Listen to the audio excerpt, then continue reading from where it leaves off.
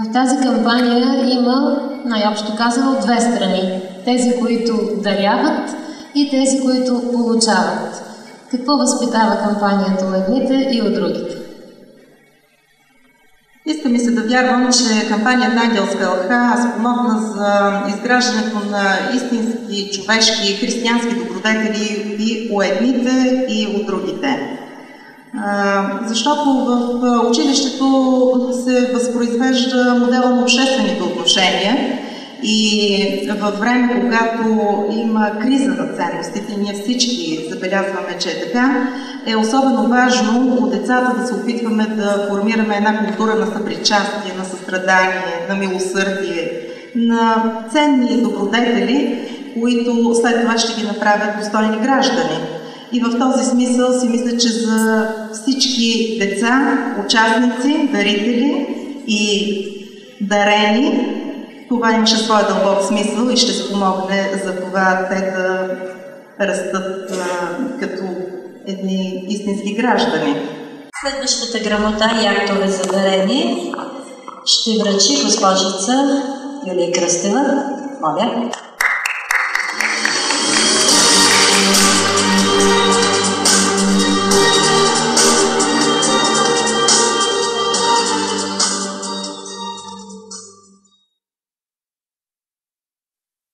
Благодарност на СОУ Отец Паисий град Враца с директор господин Красимир Данов за подкрепата и включването на ученици, учители и родители в набирането и даряването на материални средства за подаръци на деца на лишените от свобода.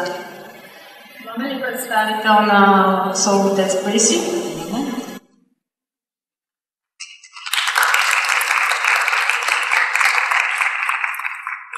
Разбира се, участниците в тази кампания са много повече, но все пак радвам се, че тук са поне част от тях. И за да не стане като в училище, аз да задавам въпроси и да казвам номер 1, номер 2, аз ще си задам въпроса, а който иска да му отговори, просто ще се пресегне към някой от микрофоните, ето този или този тук от мен. И така, кое ви накара, кое ви мотивира да се включите в тази кампания? Това, което ни мотивира е, че напоследък в обществото, в което живеем, някакси не се забелязват по-важните неща. Искахме да се включим в някоя благотворителна инициатива и сметнахме, че Ангелска елха е наистина подходяща, тъй като възпитава добродетели и в двете страни, които вземат участие в нея, и също се радваме, че успяхме да постигнем нещо. Благодаря. Какво означава името на кампанията Ангелска елха? Ти, например, как разбираш? Не знам. Кои са ангелите? Тези хора, които даряват на децата, изпаднали в нужда. А ти самата какво подари?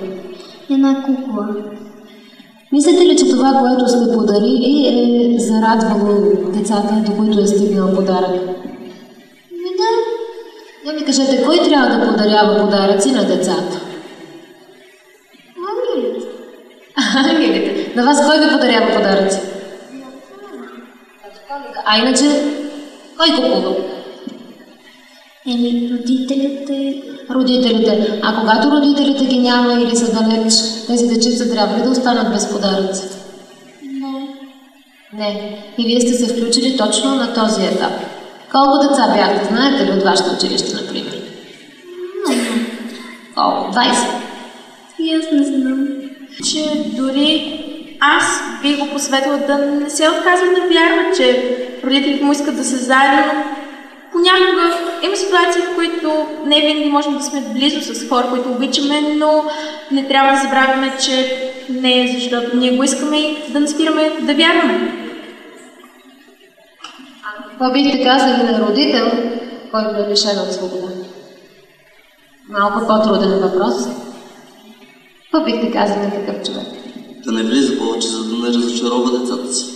Благодарност на Силвия Цветкова за активното участие като доброволец в кампанията по пакетиране на подаръци за деца на лишени от свобода. Благодарност на Боян Пещиков за активното му участие като доброволец в цялостната подготовка на кампанията за град Враца.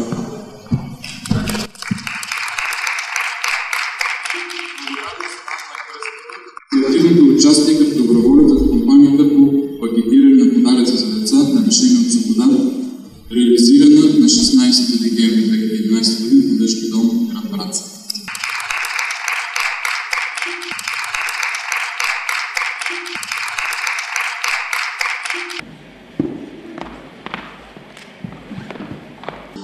Уважаеми организатори, уважаеми домакини, уважаеми гости, скъпи дарители, за мен е изключителна чест, че имам възможността да връча тези благодарности и да споделя, че приветствам от цялото сърце тази инициатива. Изключително впечатлен съм, че за 10 години такъв голям брой деца са успели по някакъв начин чрез тази наистина благородна кауза да запазят връзката с своите родители и декларирам така личното си и благопожелание и преклонение пред тази ваша инициатива и ви желая успехи в бъдеще. И сега благодарност на СОЛО Христо Ботев град Враца с директор господин Виктор Кръстев за подкрепата и организацията на благотворителния коледен базар за набиране на средства, цел обезпечаване на разпращането на подаръците за децата на лишени.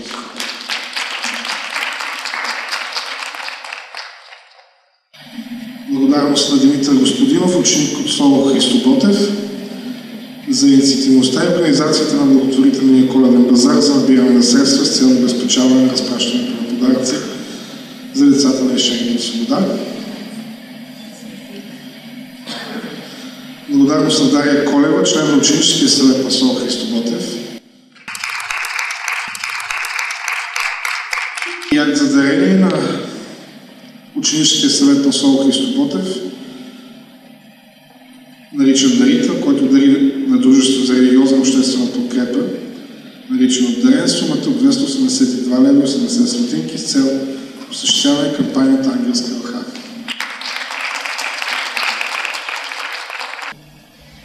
Управителният съвет на Дружество за религиозна обществена подкрепа на лишените от свобода на свое извънредно заседание взе решение тази година да имаме двама наградени с доброволец на годината. Дружеството има две награди като организация. Едната е Свети Стефан за особен принос в развитието на организацията, другата е доброволец на годината. И двете всъщност награди не са ежегодни. Те се връчват само когато управителният съвет реши, че има хора, личности, организации, които наистина са допринесли за развитието на организацията или за кампания, или са имали добри идеи. Тази година, доброволец на годината 2011, имаме две личности.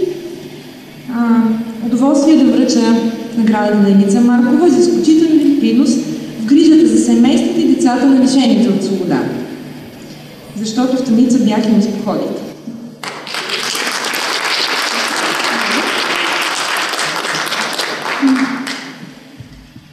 Втората награда е доброволец на годината на управителния съвет на дружеството за изключителен принос в грижата и възстановяването на осъдените. Техните деца и семейства се връчва на Юлия Кръстева.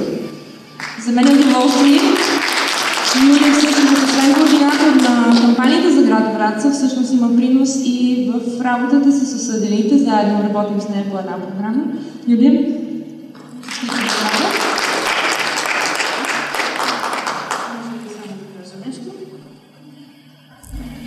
Искам да благодаря за наградата на Елена Йончева и за кампанията, която беше толкова успешна. Специална благодарност искам да отправя на двамата човека, които никога не отказаха помощта си. Това са Боян Пещиков и Илена Райкова. Благодаря ви. И специална благодарност от управителния съвет на Дружеството за религиозна обществена подкрепа на лишените от свобода на Илена Райкова за изключителен принос и подкрепа в организирането на културни събития и кампании на дружеството на територията на град Враца и затвор Враца и принос в създаването и укрепването на добри партньорски взаимоотношения между Младежки дом Враца и Дружеството за религиозна обществена подкрепа на лишените от свобода. В тъмница бях и не споходихте.